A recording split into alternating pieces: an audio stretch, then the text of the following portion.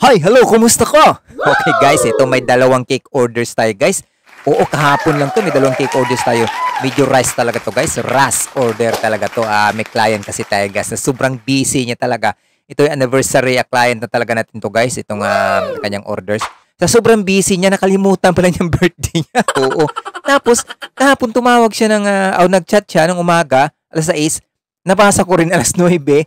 Iyon ding araw na yun, birthday na niya. Tapos ang order pa niya bali pumapatak ng 6 kasama sa dalawang Wow. customized cake. Pero guys, dahil ito talaga matagal nating client, talagang pipilitin talaga natin at sikapin talaga nating magawa to guys. Automatic, hindi pa nga ako nakapag-reply. Ginawa ko na guys yung nauna niyang orders. Kasi guys, Yes! naghihirap pa kami. Hirap pa kami maghanap ng mga toppers kasi ang gusto niyang cakes niya ay college life. Yung isa naman ay working hard dads. Oo, yan ang team.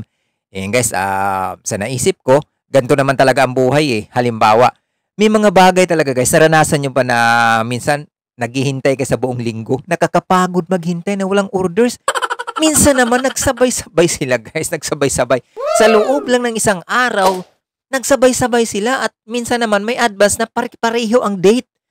Ayan talaga guys, yan ang mga ganyang bagay na dapat talaga nating i-adjust ating sarili na ihanda pati natin sarili na nga isipin natin na napakasayang pagtanggihan natin. Kung kaya, kakayanin at gagawan talaga natin ng paraan guys. Oo, ito na. Ito na ang ating cakes. Dito naman guys sa cakes natin, double flavor ito double flavor ang ating cakes. Chocolate and mocha to. Ang ilalim at saka yung ibabaw, magkaibang flavor. Kasi sabi niya, basta bahala ka na sa flavor, bahala ka na sa design, basta yun ang team. Basta yun ang team, bahala ka na. Yan. Syempre, susunod tayo. Huwag tayong pala decision guys sa mga order sa atin. Oo. Ngayon guys, ayan ang napili naming design para sa college life. Yan naman guys, parang ang pinaka-size talaga niyan, 8x5 na siya talaga. Oo, 8x5 lang. Yan na may 3 layer na pinagpatong lamang. At yan ay biriras talaga guys kasi syempre mula sa umaga, alas 9, painit pa ng oven. And then, tatapusin mo muna yung naunang 4 na orders and then sa cake na, frosting na din alas 4, pick up na or deliver guys. Oo. Sa kabilang banda talaga, pag talagang gugustuhin natin, may mga paraan din dapat talagang gawin para lang may ayos at matapos lang talaga natin guys ang order ng ating client. Dahil syempre, kayo naman siguro meron talaga kayong client na talagang subok na. Oo, pag may ganyan guys, huwag nyo na talagang biguin yan. Gagawan nyo na ng paraan guys, kahit rush order pa yan. Oo.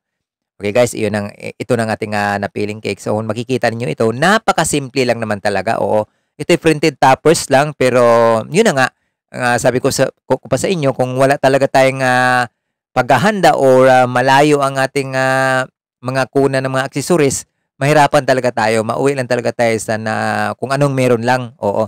Pero yan, kahit papaano talaga, very satisfied naman talaga sila guys sa ating sa ating ginawa. Oo.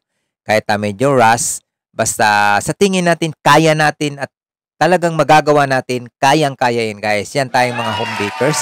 Talaga namang wala tayong dapat tatanggihan kung talagang yung mga client natin na subok na. Oo. Guys, dito tingnan natin mabuti dito sa aking ibabaw lang. Ako na lang gumawa ng style diyan. Oo, yan mga rosette sa ibabaw. Ako na lang 'yan. And then yung mga iba diyan, yun na lang ang nilalagay natin para mabubuo. Ayun. Okay, dito na tayo. Proceed tayo guys sa ating pangalawang cakes. Oo, ito masasabi din nating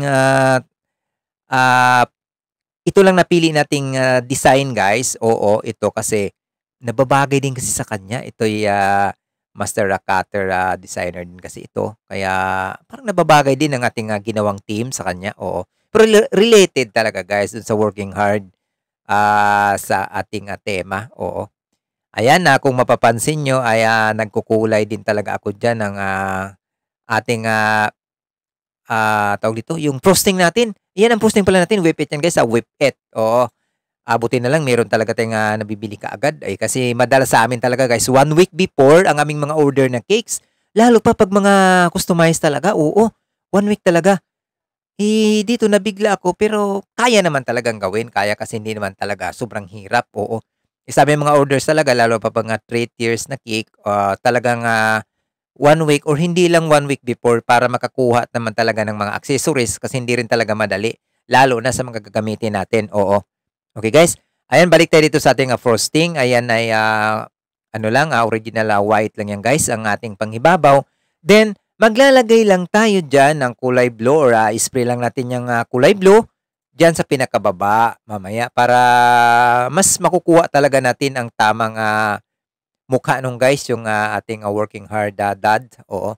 Ayan, isang dawil lang guys nilalagay ko dyan kasi ito naman hindi naman siya kataasan, pwede namang isa lang.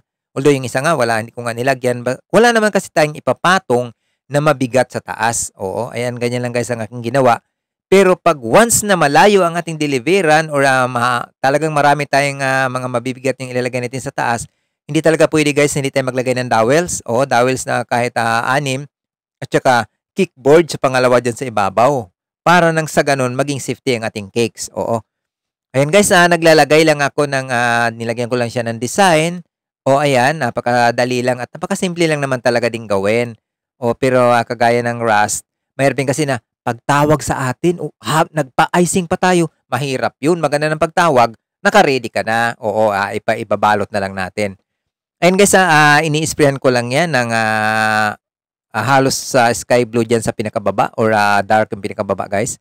Para magiging partner or variant sa kulay sa pinakataas naman natin. Oo. Ayun guys, sana naman na makaka-relate din kayo dito sa minsan kasi maghihintay tayo, minsan 1 linggo walang order. Nakakapagod din maghintay, di ba? Nakakapagod kaya ganyan, talagang gagawin na lang natin at gawa na lang talaga natin ng paraan guys sa mga design, sa ating mga pagkukulay, lalo pa guys pag malayo ang ating pagpe-print ng mga topper or halimbawa mahirap din talaga i-grab yung ganyang mga madalian. Pero sa nasabi ko pa, marami naman talagang paraan.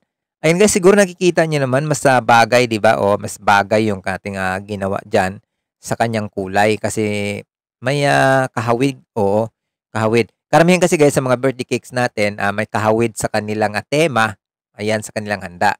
Ayan ang ating pangalawang cakes. Ayan naman nasabay natin yan. May iba pa siyang order diyan, hindi natin napakita. Ayan, finish na guys. Ilang minuto na lang yan. Mamaya-maya, tumawag na. Oo, tumawag na kaya nagawan talaga natin ng paraan guys. Okay? Happy baking!